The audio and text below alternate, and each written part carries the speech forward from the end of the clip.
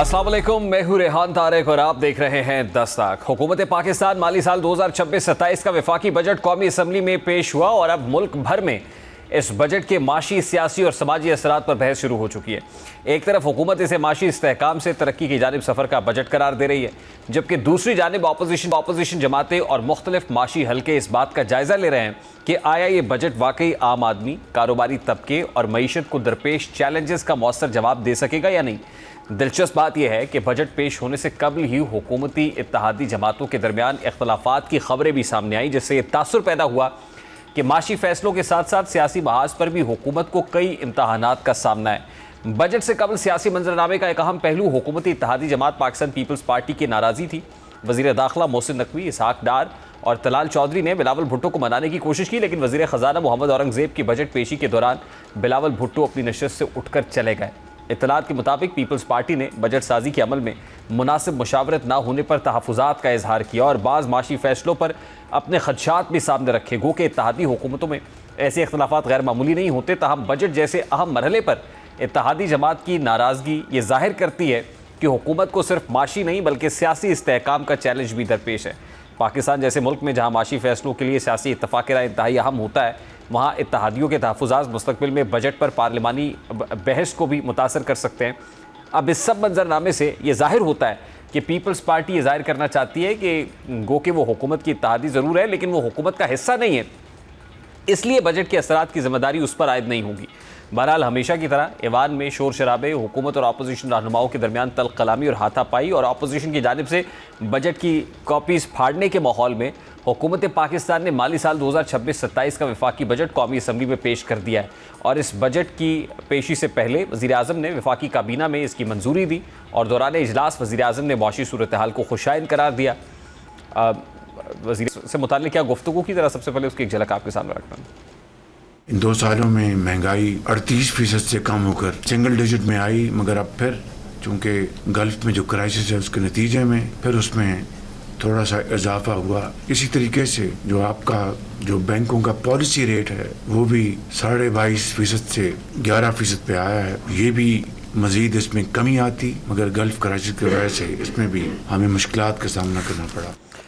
अब इस वक्त पूरे मुल्क की नज़रें इस बात पर मरकूज़ है कि आया ये बजट वाकई मईशत को पायदार तरक्की की राह पर डाल सकेगा या नहीं। गुज़श्ता चंद बरसों में पाकिस्तान ने बुलंद महंगाई, कमज़ोर माशी नमू, ज़र मुबादला के बहरान, बढ़ते हुए कर्ज़ों और IMF प्रोग्राम की सख्त शराइत जैसे चैलेंजेस का सामना किया। ऐसे माहौल में पेश किया जाने वाला ये बजट महज आमदन और अखराजात का हिसाब नहीं बल्कि हुकूमत की मजमूई माशी हिकमत अमली का अक्कास है। अब इस पेश किए जाने वाले बजट के बुनियादी खदोखाल पर नज़र डालें तो आइंदा माली साल के लिए मजमूई बजट का कुल हजम तकरीबन 17,495 अरब रुपये रखा गया है, जबकि टैक्स रेवेन्यू का हदफ 15,267 अरब रुपये मुकर्रर किया गया है। हुकूमत ने माशी शरह नमू 4% और महंगाई 8.2% तक महदूद रखने का हदफ रखा है। बज़ाहिर ये अहदाफ मोतदिल और हकीकत पसंदाना दिखाई देते हैं, लेकिन असल सवाल ये है कि क्या पाकिस्तान की मईशत मौजूदा निज़ाम के साथ 4% तरक्की हासिल कर सकेगी? इसका जवाब सरमायाकारी, बरामदात, सनती पैदावार और ज़रूरी तरक्की से जुड़ा हुआ है। इसी तरह ज़राअत का शोबा मईशत के लिए रीढ़ की हड्डी की हैसियत रखता है और इस बजट में ज़रूरी शोबे के लिए हुकूमत ने 3.8% शरह नमू का हदफ मुकर्रर किया है, जबकि अहम फसलों के लिए 3.6% और दीगर फसलों के लिए 4.2% तरक्की का हदफ रखा गया है। फिर लाइव स्टॉक के लिए 3.9%, जंगलात के लिए 3.2% और फिशरीज़ के लिए 1.5% तरक्की की तजवीज़ दी गई है। पाकिस्तान की मईशत में ज़रूरी शोबा बुनियादी हैसियत रखता है और देही आबादी का बड़ा हिस्सा इस शोबे से वाबस्ता है, लेकिन हकीकत यह है कि किसान आज भी महंगी खाद, बिजली, डीजल, पानी की किल्लत और मौसमियाती तब्दीलियों के असरात से नबर्द आज़माएँ। अगर हुकूमत ज़रूरी लागत कम करने, जदीद बीजों की फराहमी, पानी के बेहतर इंतज़ाम और ज़रूरी तहकीक में सरमायाकारी नहीं करती तो महज अहदाफ मुकर्रर करने से ज़रूरी पैदावार में नुमाया इजाफा मुमकिन नहीं होगा। इसी तरह बजट में सनती शोबे के लिए 4% शरह नमू का हदफ रखा गया है, जबकि मैन्युफैक्चरिंग के लिए 5.8%, बड़ी सनतों के लिए 4.5% और छोटी सनतों के लिए 7.2% तरक्की की तजवीज़ दी गई है। हुकूमत को उम्मीद है कि शरह सूद में कमी और माशी इस्तेहकाम सनती सरगर्मियों में बेहतरी लाएगा, लेकिन सनतकारों का मौक़िफ़ है कि बिजली और गैस की बुलंद कीमतें, पैदावारी लागत में इजाफा और टैक्सेस का बोझ अब भी सनत की राह में बड़ी रुकावट हैं। अगर तवानाई की कीमतों और कारोबारी लागत में कमी ना आई तो सनती शोबे के अहदाफ हासिल करना मुश्किल हो सकता है। इसी तरह खिदमात के शोबे के लिए 4.2% शरह नमू का हदफ मुकर्रर किया गया, जबकि इंफॉर्मेशन एंड कम्युनिकेशन सेक्टर के लिए 7.7% तरक्की का हदफ रखा गया है, जो दीगर शोबों के मुकाबले में काफ़ी ज़्यादा है। ये इस बात का इशारा है कि हुकूमत IT सेक्टर को मुस्तकबिल की मईशत का हम सतून समझ रही है।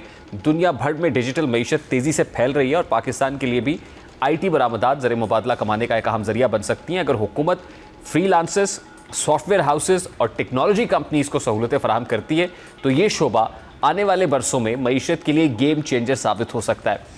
इसी तरह सरमायाकारी के शोबे में मजमूई सरमायाकारी का हदफ 15% मुकर्रर किया गया है, जबकि नेशनल सेविंग्स का हदफ 14.3%, फिक्स्ड इन्वेस्टमेंट का हदफ 13.3%, पब्लिक इन्वेस्टमेंट 3% और प्राइवेट इन्वेस्टमेंट 10.3% तजवीज़ की गई है। इन हदाफ से वाज़ेह होता है कि हुकूमत निजी शोबे को तरक्की का मुहर्रिक बनाना चाहती है, लेकिन सरमायाकारी सिर्फ ऐलानात से नहीं आती, बल्कि इसके लिए पॉलिसी का तसलसल, सियासी इस्तेहकाम, शफाफ कवानीन और कारोबार दोस्त माहौल भी ज़रूरी होता है। दरिया से एक ब्रेक लेते हैं। Let's take a very quick short break है। ब्रेक के बाद वापस आएंगे।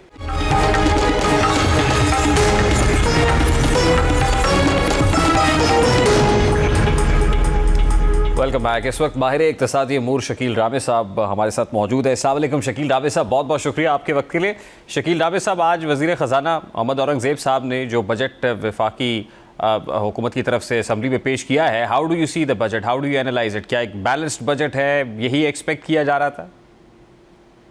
देखें, अगर एक्सपेक्ट की करें तो यही एक्सपेक्ट किया जा रहा था, क्योंकि जो हमारे इकोनॉमिक इंडिकेटर्स हैं कि वो इतनी इनकरेजिंग तो है नहीं कि हम जिसमें एक्सपेक्ट कर सकें जनाब कि बहुत ज़्यादा रिलीफ मिलेगा हमें, या बहुत ज़्यादा टैक्सेस में छूट मिलेगी, या कोई नई पॉलिसीज़ इस तरह की आएंगी।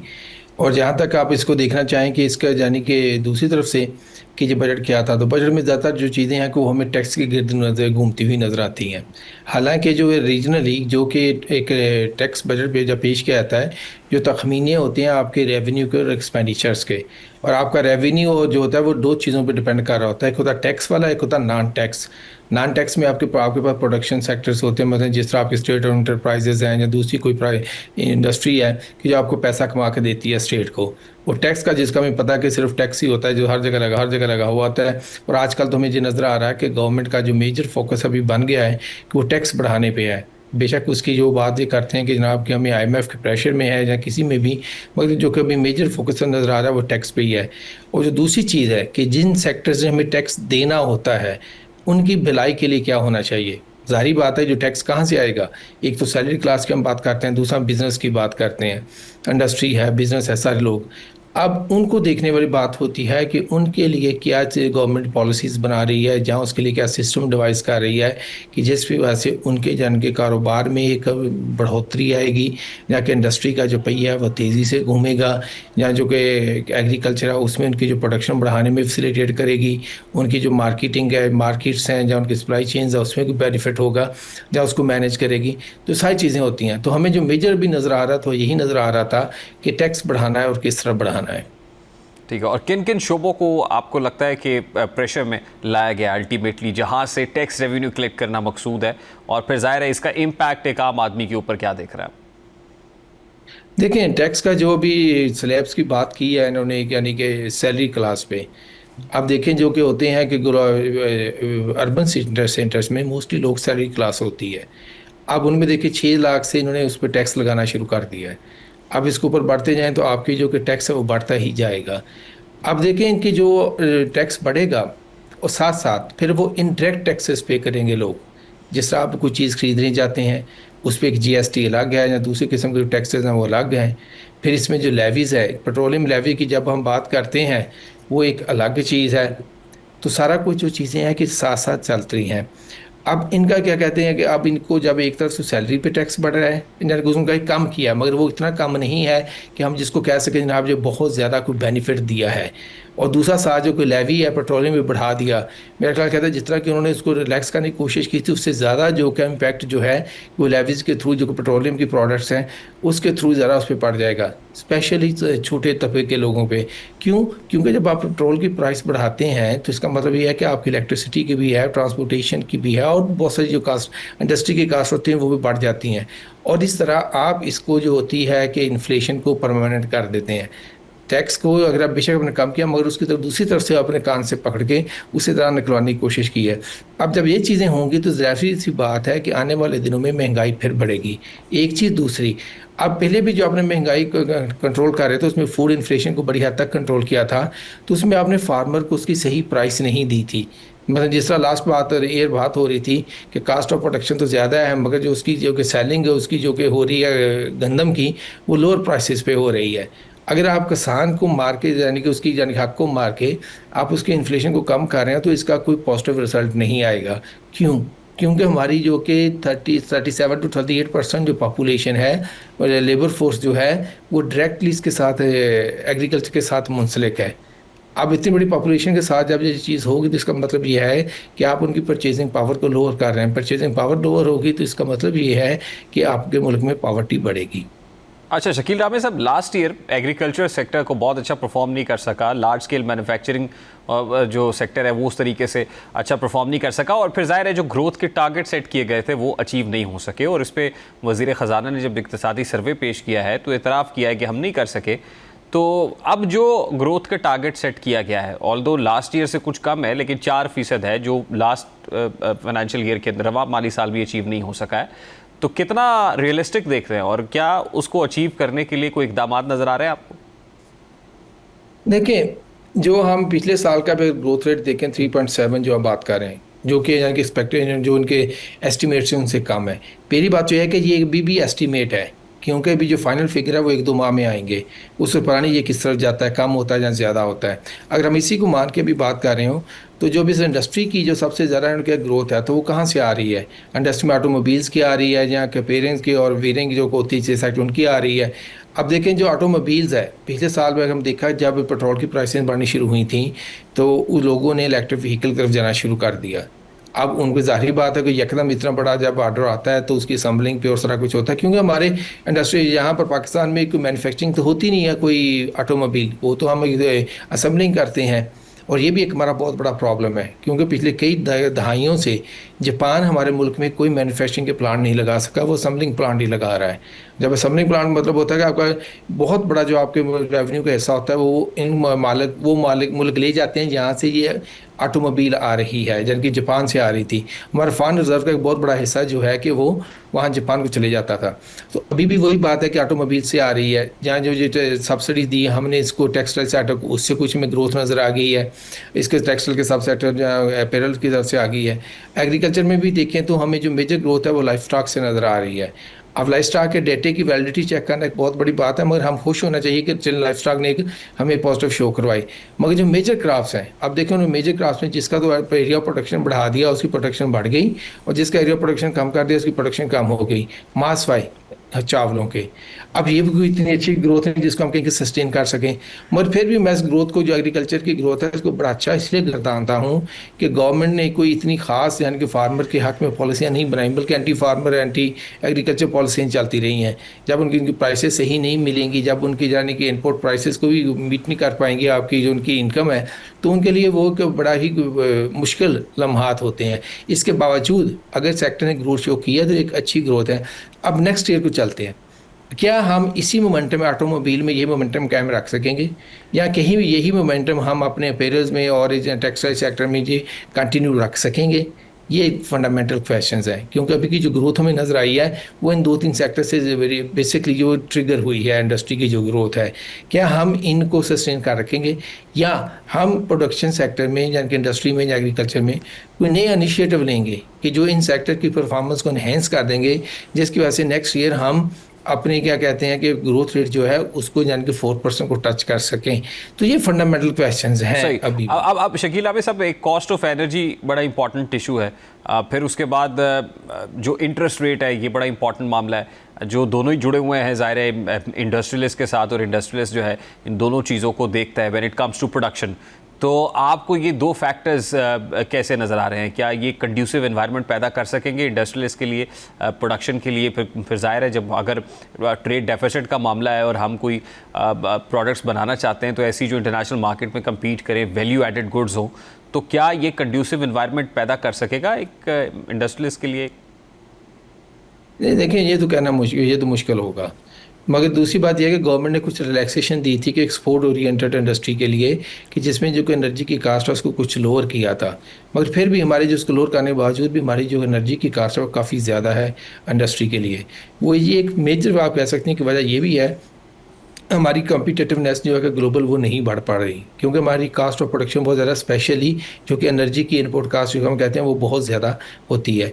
दूसरी बात यह है कि इंटरेस्ट रेट, मैं तो कहता हूँ इंटरेस्ट रेट तो ज़ीरो होना चाहिए, होना ही नहीं चाहिए सिस्टम में, क्योंकि ये तो वो सिस्टम है कि देखो हम इसको दो वैसे कहते हैं कि जो एक्सप्लॉयटेशन पे होता है कि जब आप है तो आपसे मैक्सिमम मुझे एक्सट्रैक्ट करता है। दूसरा देखें ये हमारा जो कि हमने लम्हे को वादा किया हुआ था कि जनाब हम सूद नहीं खाएंगे, अब उसको सूद खाने के बाद हम जो एक्सपेक्ट करेंगे जनाब कि हम कोई बेहतर की तरफ जाएंगे, तो ये मुमकिन नहीं है, क्योंकि ये वाहद गनाह है जिस पर अल्लाह ने फरमाया मेरे नबी वसल्लम की डायरेक्ट जंग है। अब अल्लाह से जंग करके जीतना चाहते हैं तो फिर बिस्मिल्लाह करें।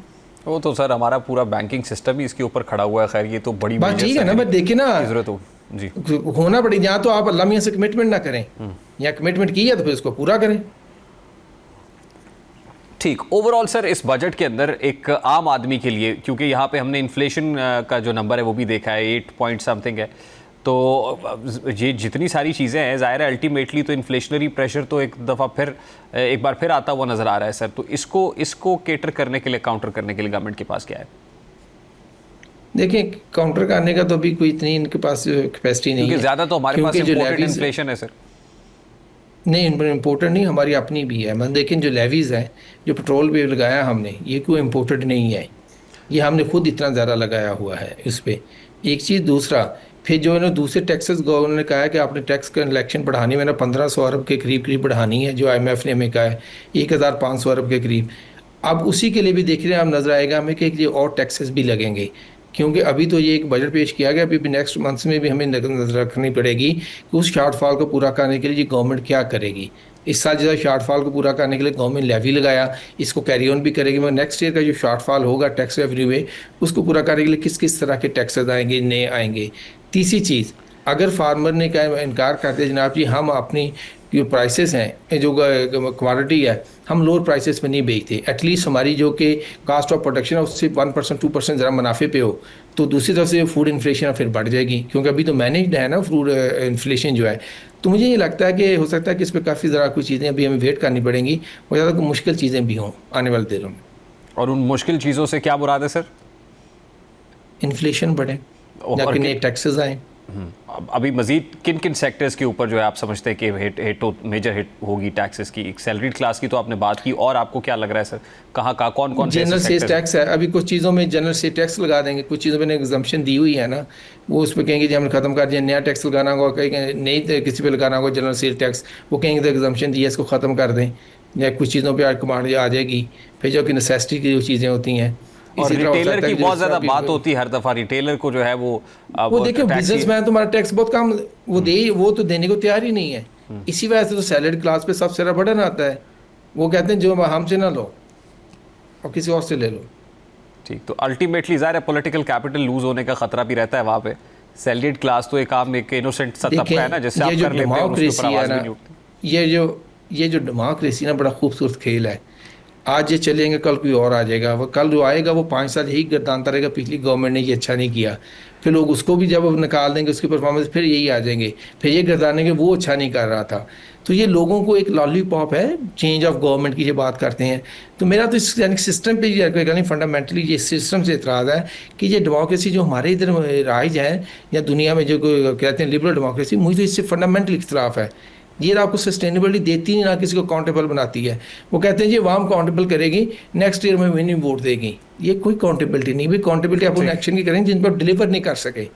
बहुत बहुत शुक्रिया शकील रामे साहब आपके वक्त के लिए। माहिर इक्तिसादी रामे साहब हमारे साथ मौजूद थे। एक ब्रेक लेते हैं, ब्रेक के बाद वापस आते हैं।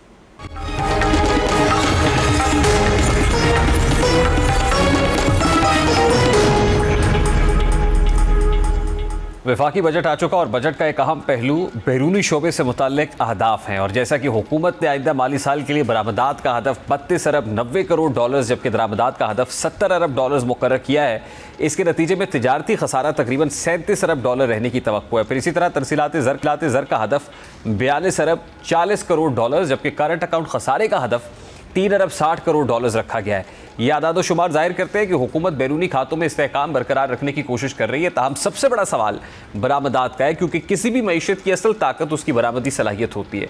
अगर पाकिस्तान 70 अरब डॉलर्स की दरामदात करता है और इसके मुकाबले में सिर्फ 32.9 अरब डॉलर्स की बरामदात हासिल करता है तो तिजारती खसारा बरकरार रहेगा। यही वजह है कि बरामदात में इजाफा इस बजट की कामयाबी या नाकामी का सबसे अहम पैमाना होगा। हुकूमत को टेक्सटाइल के साथ साथ IT, इंजीनियरिंग मसनूआत, फार्मास्यूटिकल, मादनियात और वैल्यू एडेड ज़रई मसनूआत पर खुसूसी तवज्जो देना होगी। सिर्फ रिवायती बरामदात पर इन्हिसार करते हुए ज़र मुबादला के बहरान से मुस्तकिल निजात हासिल नहीं की जा सकती। फिर बरामदात बढ़ाने के लिए हुकूमत को कई अमली इक़दामात करना होंगे। सबसे पहले एक्सपोर्टर्स को सस्ती और मुसलसल तवानाई फराहम करना होगी। दूसरा, बरामद कुनिंदगान के रिफंड्स बर वक्त अदा करना होंगे ताकि उनकी लिक्विडिटी मुतासर ना हो। तीसरा, पाकिस्तानी मसनूआत के लिए नई बैनुल अक़वामी मंडियों तक रसाई हासिल करनी होगी। चौथा, IT शोबे को खुसूसी मराहत देनी होगी क्योंकि ये कम सरमायाकारी से ज़्यादा ज़र मुबादला कमा सकता है। अब इसी तनाजुर में हुकूमत ने बजट में बरामदात के शोबे में कई अहम इक़दामात किए हैं। एक्सपोर्टर्स पर सुपर टैक्स मुकम्मल तौर पर ख़त्म कर दिया है, जबकि IT बरामदात पर रियायती निज़ाम मज़ीद 3 साल के लिए जारी रखने की तजवीज़ है। एक्सपोर्ट पर मौजूद 2% टैक्स में कमी और विद होल्डिंग टैक्स को 0.5% करने की तजवीज़ भी शामिल है। ये इक़दामात वाज़े करते हैं कि हुकूमत बरामदात और ख़ास तौर पर IT सेक्टर को मईशत का मुस्तकबिल समझ रही है। इसी तरह बजट के अखराजात का जायज़ा लिया जाए तो सबसे ज़्यादा रकम कर्ज़ों पर सूद की अदायगियों के लिए मुख्तस की गई है। आइंदा माली साल में सूद की अदायगियों के लिए 8,054 अरब रुपये रखे गए हैं। अब ये हकीकत पाकिस्तान के मालियाती निज़ाम की सबसे बड़ी कमज़ोरी को ज़ाहिर करती है। जब आमदनी का इतना बड़ा हिस्सा कर्ज़ों के सूद पर खर्च हो जाए तो तरक्की, तालीम, सेहत और समाजी बहबूद के लिए वसाइल महदूद हो जाते हैं। दर हकीकत पाकिस्तान की मईशत का सबसे बड़ा मसला अब महंगाई या करंट अकाउंट डेफिसिट नहीं। बहरहाल आइंदा बजट में हुकूमत की जानिब से दिफाई उमूर के लिए 3,000 अरब रुपये मख्तस किए गए हैं, जबकि पेंशन के लिए 1169 अरब रुपये रखे गए हैं। इनमें दिफाई पेंशन 822 अरब रुपये और सिविल पेंशन 272 अरब रुपये शामिल हैं। ग्रांट्स और ट्रांसफ़र्स के लिए 2680 अरब रुपये जबकि सब्सिडीज़ के लिए 1091 अरब रुपये मख्तस किए गए हैं। फिर हंगामी सूरत हाल से निपटने के लिए 430 अरब रुपये रखे गए हैं। इन आदाद शुमार से ज़ाहिर होता है कि हुकूमत के अखराजात का बड़ा हिस्सा लाजमी नौइयत के मसारिफ पर खर्च हो रहा है, जिसके बायस तरक्याती मनसूबों के लिए गुंजाइश महदूद हो जाती है। तरक्याती बजट के हवाले से वफाकी तरक्याती प्रोग्राम के लिए 1000 अरब रुपये मख्तस किए गए हैं। पानी के मंसूबों के लिए 76 अरब रुपये, खैबर पख्तूनख्वा के जमशुदा अजला के लिए 56 अरब रुपये और आज़ाद कश्मीर, गिलगित बल्तिस्तान और खुसूसी इलाकों के लिए 89 अरब रुपये तजवीज़ किए गए। CPEC फ़ेज़ 2 की नई स्कीम्स के लिए भी फ़ंड्स मख्तस किए गए हैं। फिर कोयटा और कराची शारा के लिए 100 अरब रुपये मख्तस किए गए हैं, जबकि मेहरान हाईवे की तोसी के लिए 21 अरब रुपये रखे गए हैं। सिंध कोस्टल हाईवे के लिए 25 अरब, सक्खर हैदराबाद मोटरवे के लिए 30 अरब और ML1 रेलवे मंसूबे के लिए 25 अरब रुपये तजवीज़ किए गए। ये मंसूबे न सिर्फ अंदरूनी रब्तों को बेहतर बनाएंगे बल्कि तिजारती सरगर्मियों को भी फ़रोग़ देने की सलाहियत रखते हैं। फिर इसी तरह दियामीर भाषा डैम के लिए 14 अरब रुपये और Mohmand dam hydro power project के लिए 26 अरब रुपये, जबकि दासू हाइड्रो पावर मंसूबे के लिए 21 अरब रुपये मख्तस किए गए। ये इक़दामात तवानाई के बहरान के हल और पानी के ज़खायर बढ़ाने के लिए अहम तस्वुर किए जा रहे हैं। फिर बजट में कराची के 15 मंसूबे के लिए 10 अरब रुपये रखे गए, जो शहर की पानी की जो शदीद किल्लत है उसको कम करने की एक कोशिश है। इसी तरह नेशनल सोशल प्रोटेक्शन प्रोग्राम यानी BISP के लिए 838 अरब रुपये मख्तस किए गए हैं, जो वाज़े करता है कि हुकूमत समाजी तहफ़्फ़ुज़ को भी बजट का मरकज़ी हिस्सा बना रही है। वज़ीर आज़म अपना घर अपनी स्कीम के लिए 71 अरब रुपये और दानिश स्कूल्स के लिए 22 अरब रुपये रखे गए हैं, जबकि prime minister national health programme के लिए इब्तदाई 3 अरब के मजमूई सेहत के मनसूबों के लिए 25.1 अरब रुपए मख्तस किए गए हैं। आला तालीम के शोबे के लिए 40 अरब रुपए और सेहत के शोबे के लिए बढ़ते हुए फंड्स इंसानी तरक्की पर हुकूमत की तवज्जो को जाहिर करते हैं। अब तरक्याती बजट अगर मौसर अंदाज में इस्तेमाल किया जाए तो रोज़गार के मौके पैदा हो सकते हैं, बुनियादी ढांचा बेहतर हो सकता है, माशी सरगर्मियों में इजाफा हो सकता है। इसी तरह बजट खसारे के हवाले से तखमीनों के मुताबिक मजमूई खसारा तकरीबन 3000 अरब रुपए के करीब रहने का इम्कान है। गो कि ये माजी के मुकाबले में निस्बतन कम सतह पर है, लेकिन फिर भी जाहिर करता है कि हुकूमत की आमदनी और अखराजात में मुकम्मल तवाज़ुन मौजूद नहीं। हुकूमत को खसारा पूरा करने के लिए मजीद कर्जे लेना पड़ सकते हैं, जो मुस्तकबिल में सूदी अदायगियों के बोझ को मजीद बढ़ा सकते हैं। अब इस बजट या आम आदमी के लिए सबसे अहम सवाल ये है कि उसे इस बजट से क्या मिलेगा। जैसा कि इक्तसादी सर्वे के मुताबिक शहरी इलाकों में गुर्बत की शरह 28%, जबकि देही इलाकों में 36% तक पहुँच चुकी है। ऐसे हालात में आवाम किसी बड़े रिलीफ के मुंतज़िर है। फिर अगर बजट में सरकारी मुलाजमिन की तनख्वाहों और पेंशन पर नज़र डाली जाए तो वफाकी काबीना ने सरकारी मुलाजमिन की तनख्वाहों और पेंशन में 7% इजाफे की मंजूरी दी है।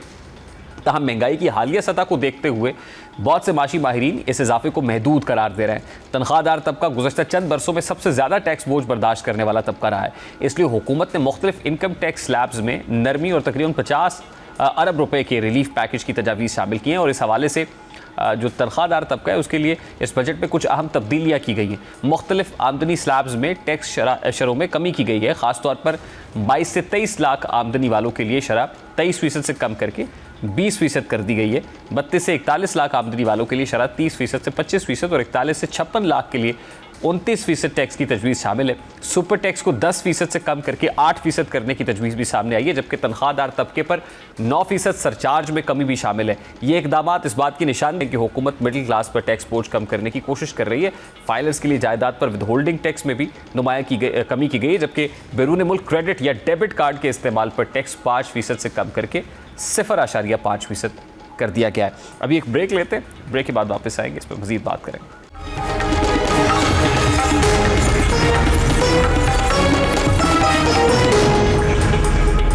Welcome back. इस वक्त माहिर इक्तिसादी अमूर मीर मोहम्मद अली खान साहब हमारे साथ मौजूद है। अस्सलाम वालेकुम मीर मोहम्मद अली खान साहब, बहुत बहुत शुक्रिया, thank you very much for joining us. Available fiscal space को देखते हुए हुकूमत ने जो बजट पेश किया है, अब आप इस बजट को किस तरीके से एनालाइज करते हैं? Is it a balanced budget? तो देखिए, मैं तो नहीं समझ रहा था कि ठीक होगा, मगर मेरे ख्याल में इतना बुरा नहीं है। ओके, जो अफवाहें फैली हुई थी कि ईवी के ऊपर टैक्स लगेगा, सैलरीड क्लास का टैक्स बढ़ जाएगा, वो नहीं किया इन्होंने।